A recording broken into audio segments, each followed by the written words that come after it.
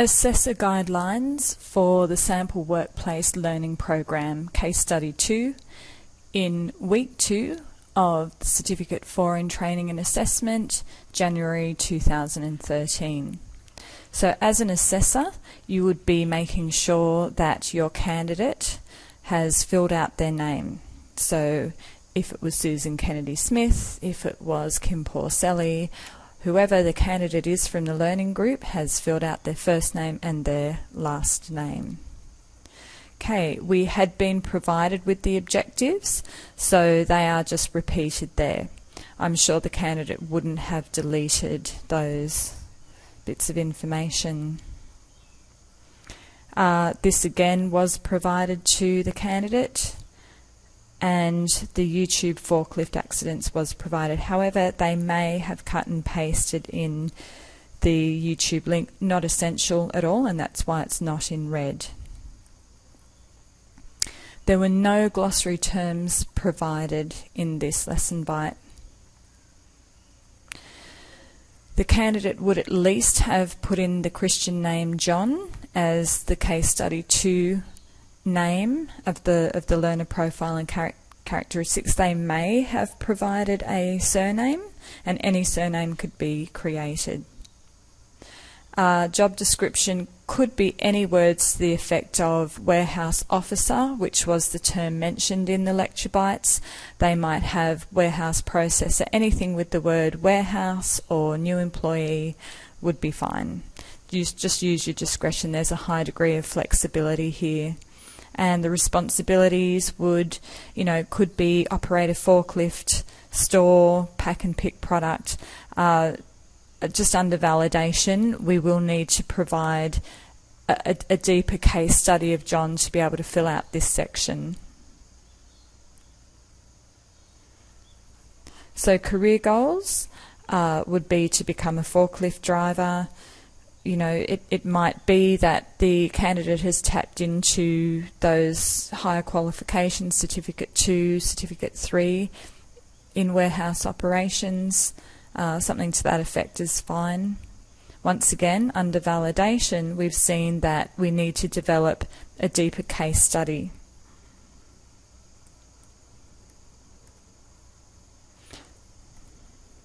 Okay.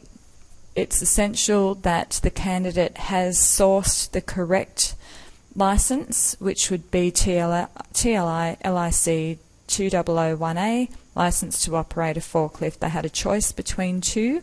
However, we now need to see evidence that the correct one is coming through into the product.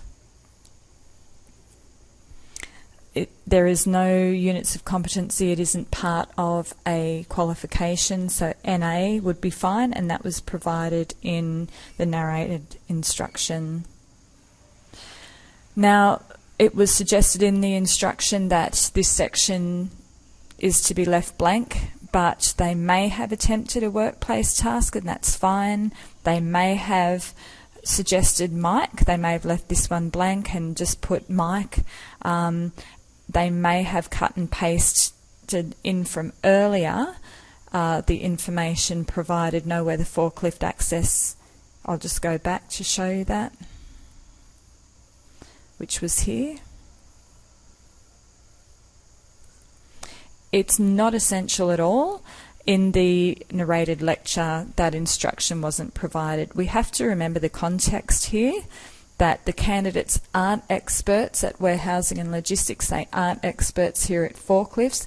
We are only in week 2, and we're building some portions of the learning program that will be repeated in further units. So we have to look at the context when assessing.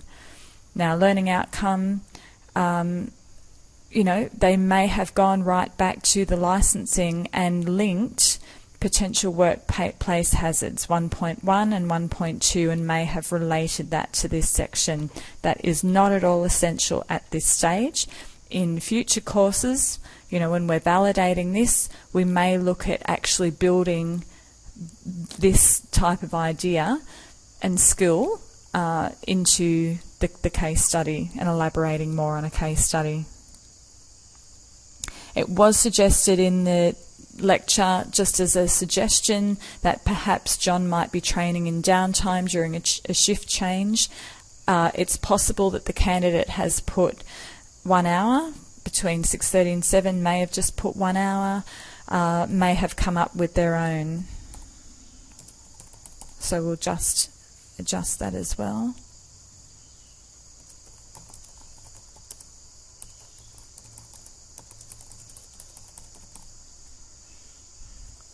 Okay, so all of this was provided.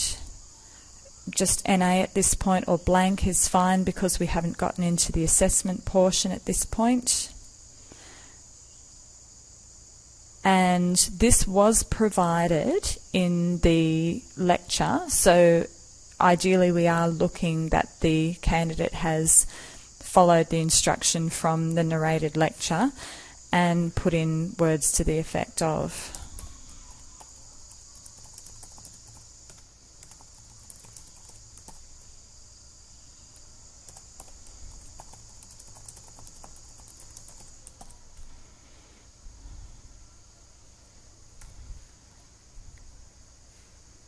Okay, this was provided, so we want to make sure that that's still included. And ideally, we'd just like the candidate to have ticked off all of these requirements. That wasn't mentioned in the lecture. That is something you might want to go back for future validation. We will include that as more information. And just as, you know, as an enabling line of questioning, just go back and suggest that they tick that off. Okay, here's some suggested pathways. They may have something to the effect of it, you know, it would have to be the license to operate a forklift. They may not have had that one. They may have looked at pathways beyond, and that was more indicative from the narrated lecture. So it could be a Certificate 2 or 3 in warehousing operations. I think a Certificate 2 was suggested in the lecture. So long as it's something that's no more than a Certificate 2, because when we looked higher up,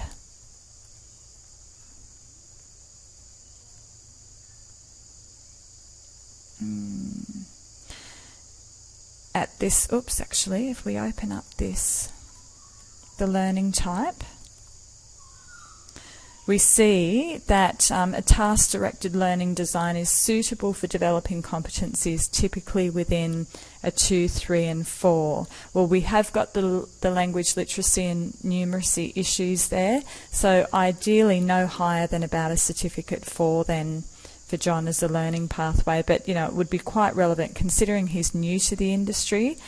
You know, we're really looking at all of the context for John then, and Certificate 2, Certificate 3 for an entry level is certainly high enough there.